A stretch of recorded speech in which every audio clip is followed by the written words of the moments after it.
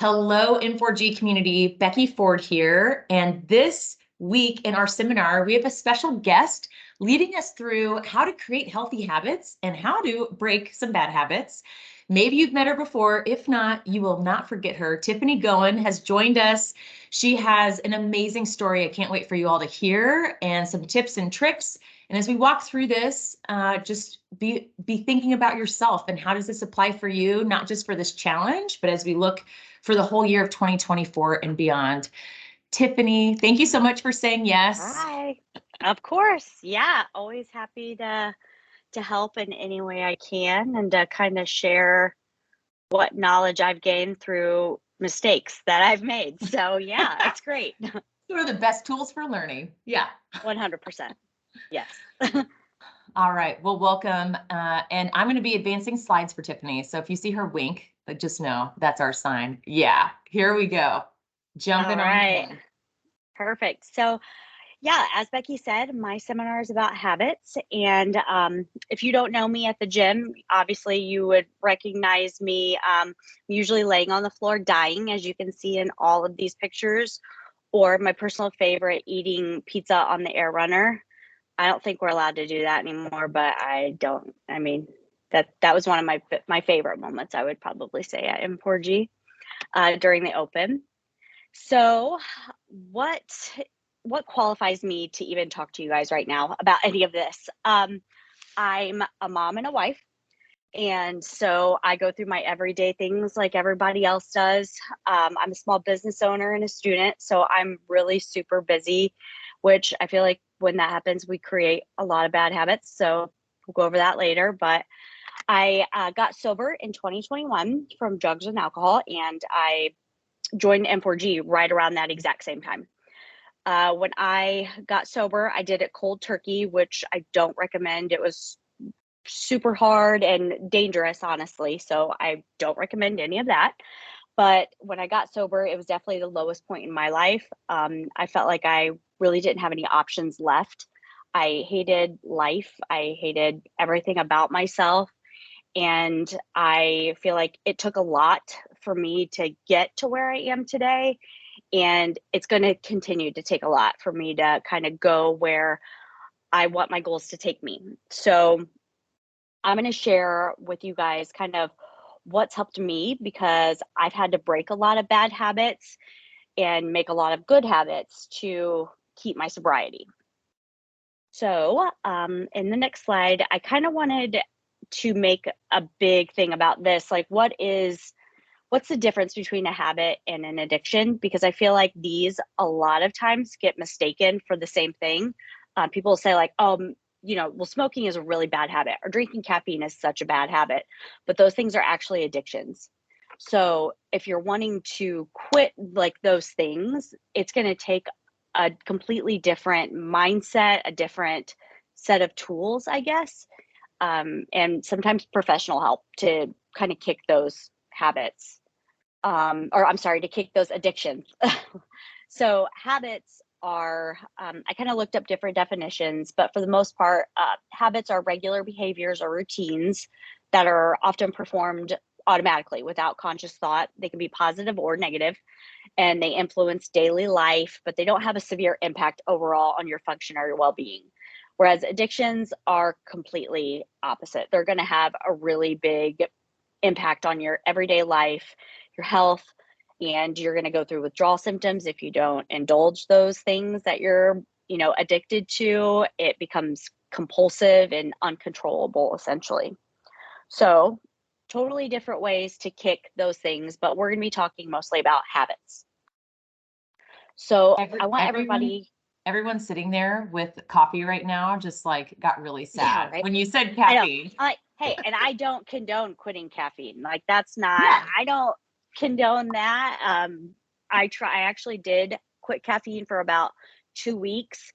And I was like, well, this is one of the dumber things I've ever done. So we're back on it. We're back. Yeah, we're back. We're back in a good way.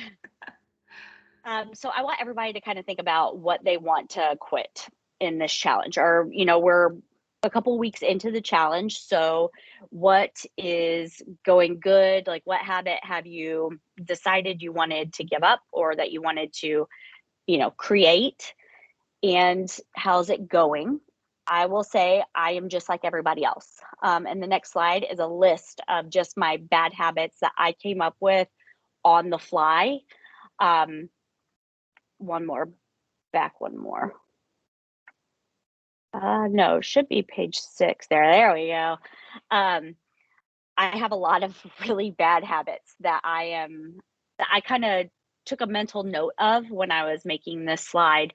And I was like, man, this is quite a lot. So I'm not going to be working on all of these bad habits. I want everybody to know that. That is ridiculous. That's not smart. That's not starting small. It's not smart to have just a list of everything bad about yourself and be like, I'm going to work on every single one of these in this challenge. There's not enough time.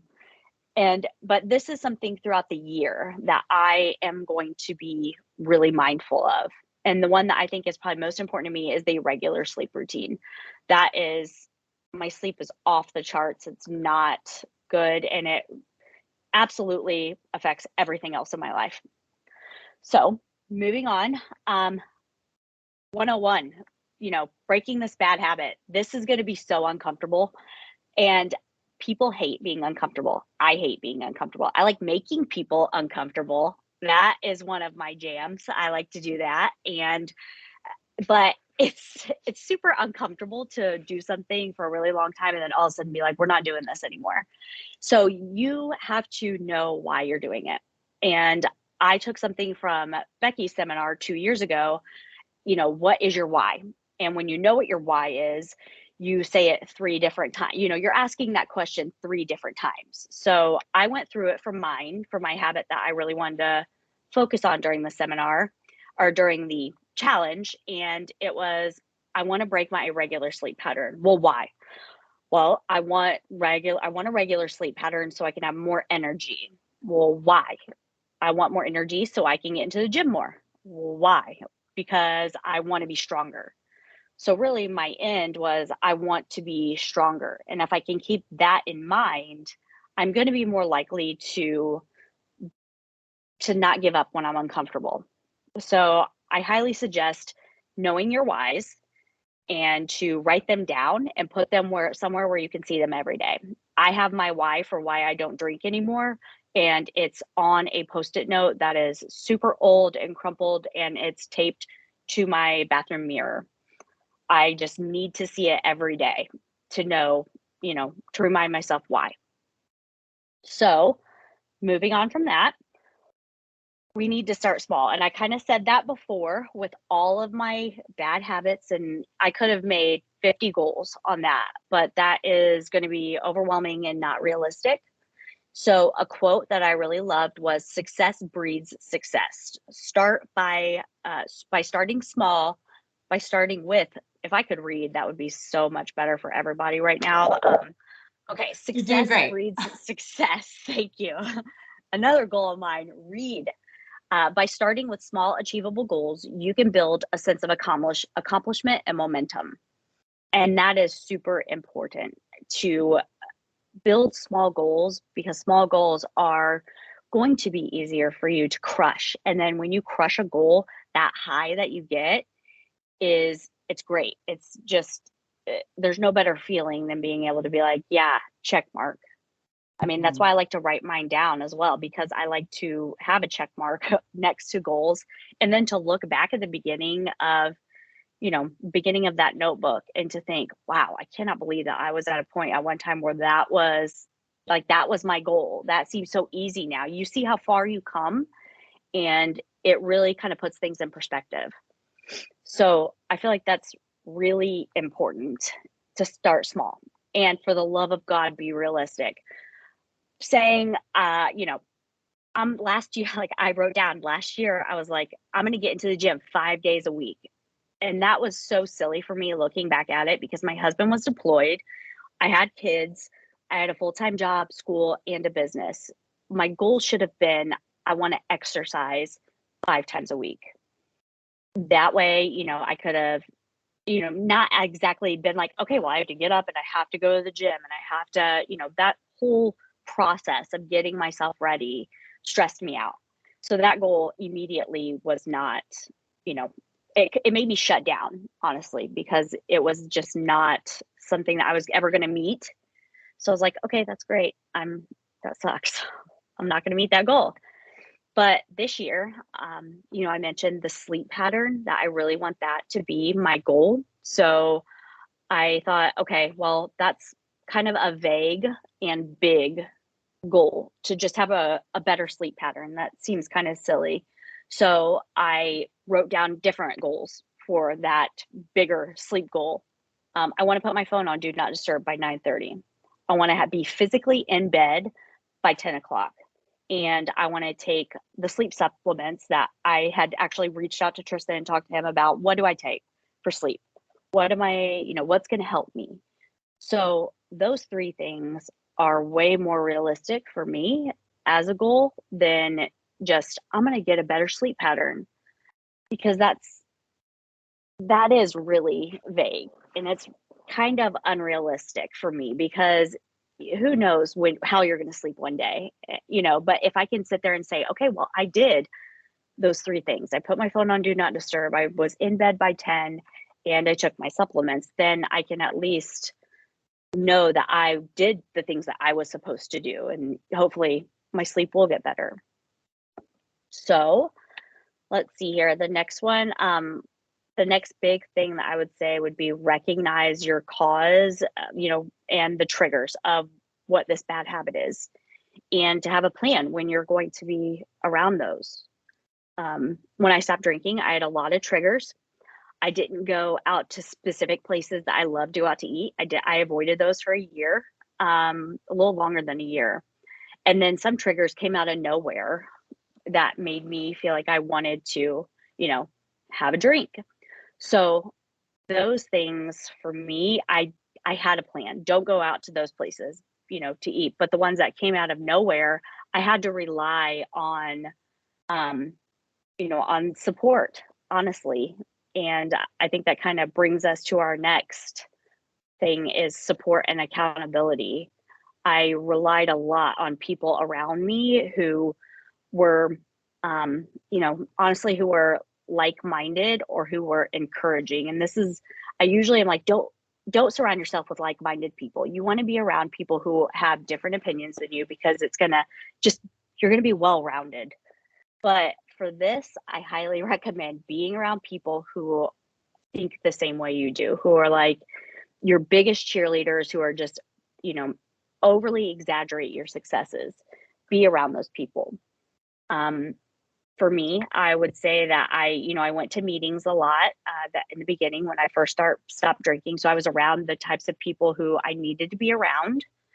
But honestly, a lot of my support system was at the gym, was at M4G. That was my biggest, I would say, accountability factor.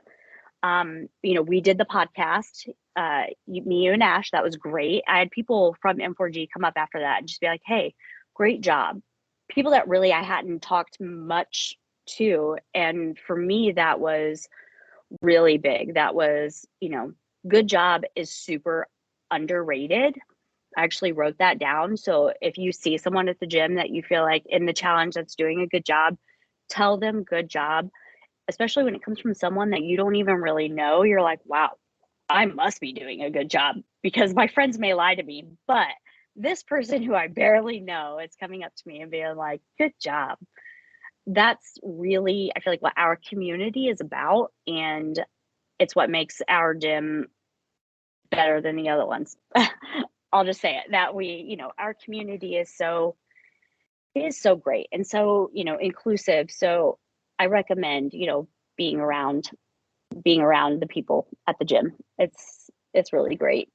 I really like it a lot. That's why I like the challenge. It's one of my favorite things, just to be able to do it and to grow. I think grow with my people, grow with my friends, and make new friends. So a lot of times it's not even about the weight loss or the muscle and any of that. It's just about being part of the community. And CrossFit is the best community that you're going to find.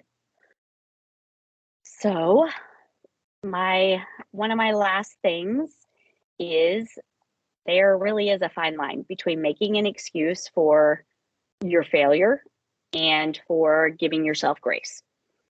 In your journey, you're probably going to slip up on something, and it's important to remember that you are made imperfect. Giving yourself grace is a really great thing. Turning it into a learning experience and figuring out what caused you to do that is great. It gives us motivation to get back up. A really great example of this actually just happened on Tuesday. I stayed up too late. I lost track of time and I didn't do my routine before bed. So I woke up at 6:30. I woke up for the 6:30 a.m. class and my body was like, absolutely not. No, ma'am. No, ma'am. So I was like, okay, I listened to my body. I didn't work out, but what I did do was I learned from that. I learned that, okay, I'm going to set my alarm actually for my, for my time to get in bed. So I'm going to set my alarm on my phone. Okay, I need to know that it's almost 10 o'clock. I need to be in bed. And I'm going to not use this as an excuse to not work out for the day. I'm going to do something in the garage or I'm going to go to the 7 p.m. class. And I went to the 7 p.m. class. And that was exhausting. I was so tired. I was full. My poor partners that night were probably like, she looks like she's going to get sick. And I almost got sick, but it was fine. It was cool, everybody. It was fine. But I learned my lesson because I don't want to do that again. I don't want to go to the late class. So, like I said, I changed up the things that I learned from, I learned from that and I changed up things. I set some alarms. I'm figuring it out as I'm going. What would have been really crappy of me is if I didn't do anything, if I didn't change anything, if I was just like, okay, great. That's, big deal. It's one day. One day turns into 2 days and it turns into a snowball effect of just a disaster of excuses. So I think that everyone really could benefit from learning to not make excuses for failing, but also to, give yourself grace. If you, if you continually use the I'm imperfect, you're making an excuse. You need to reevaluate your goal. Is it a goal that is realistic then? Is it a goal that you really want? If you're continuously needing to, to say, well, I'm imperfect. That's why I'm messing up. I wish I would have done that last year when I was like, I'm going to work out 5 days a week instead of being like, well, I'm imperfect. My life is busy. I should be like, dude, just stop, reevaluate your goal and, figure out like what's actually going to happen instead of just chalking it up to failure and being like, all right, well, moving on. Yeah. I think a nice thing about what you just said too, kind of like connects back to triggers in the sense of Yeah.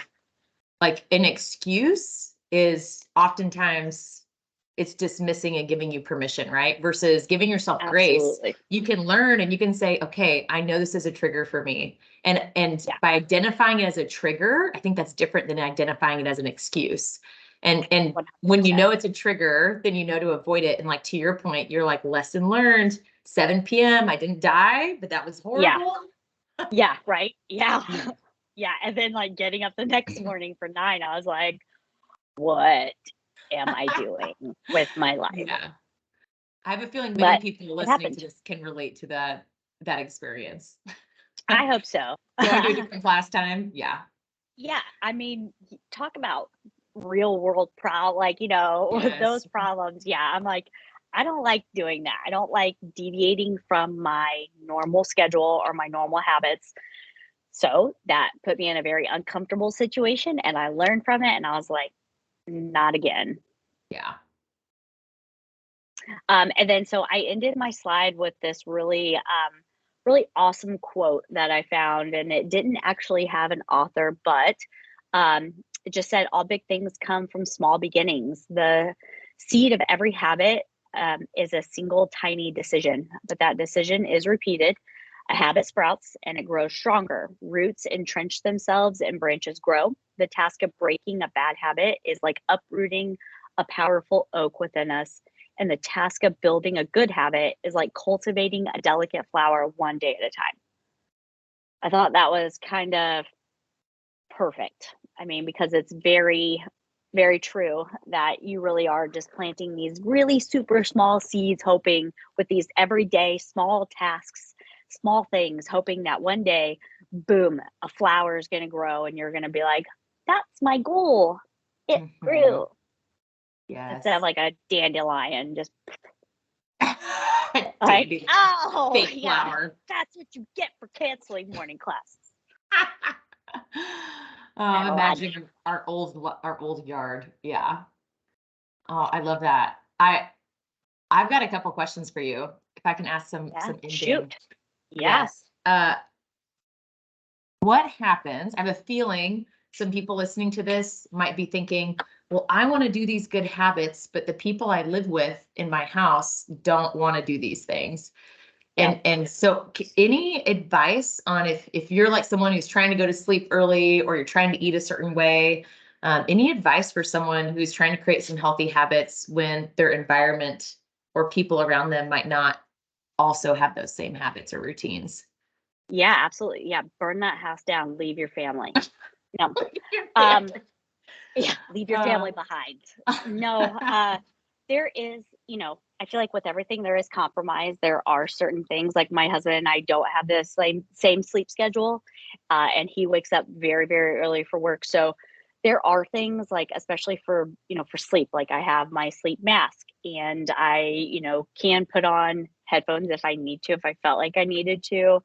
When it comes to eating, I feel like there is a certain respect level, then you might just have to have an honest conversation in your house. Like, hey, this is really important to me. I know if my husband came to me and said, this is super important to me, I really do need your support in this, I would without a doubt do whatever I could to support him, except go vegan. I would never do that for anybody. And I would never be able to just eat, you know, you I have would to have never your be able to eat vegetables. non-negotiables.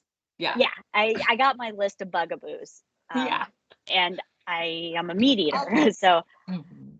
but no, I would have an honest conversation with someone in my house and let them know how important it is to you to have support in this, and then see what that support looks like from their point of view. Like everybody's got a different point of view. You just gotta see what does that look like from their perspective.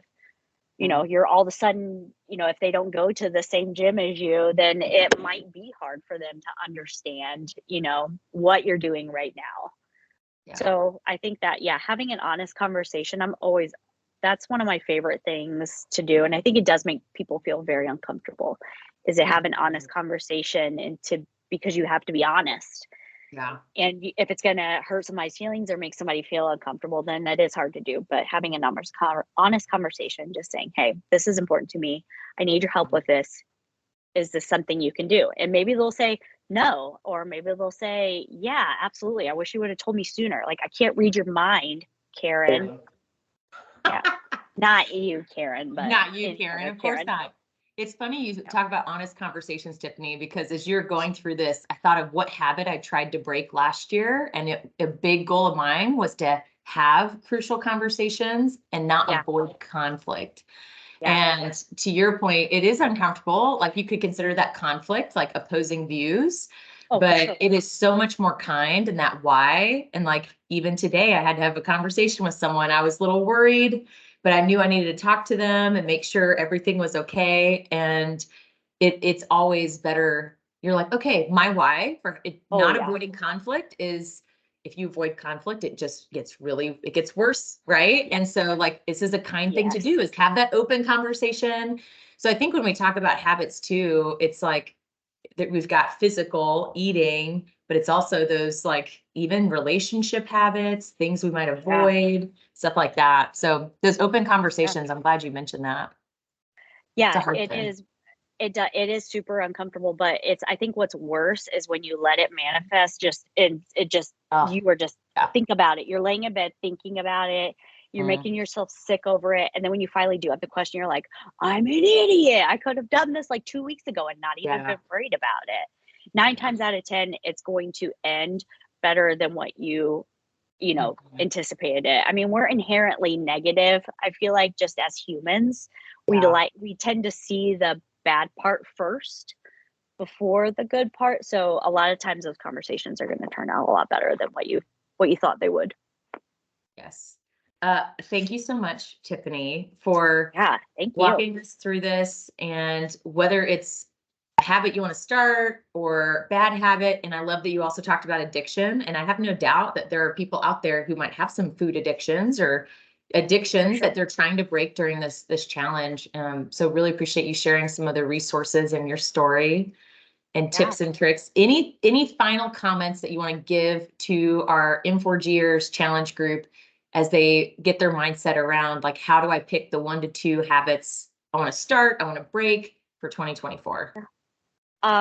I would just say I'm happy. I know you're happy to talk to anyone as well. I'm more than happy to talk to people too, even if they don't know me, if they don't want to talk in person, to just chat online, you know, in just on Instagram, Facebook, whatever. I'm happy to have conversations with people too, if they feel like they want to talk about what they're having a hard time with, or you know, just I feel like bouncing ideas off of other people help a lot too. So I'll just end with that I'm happy to talk to anyone.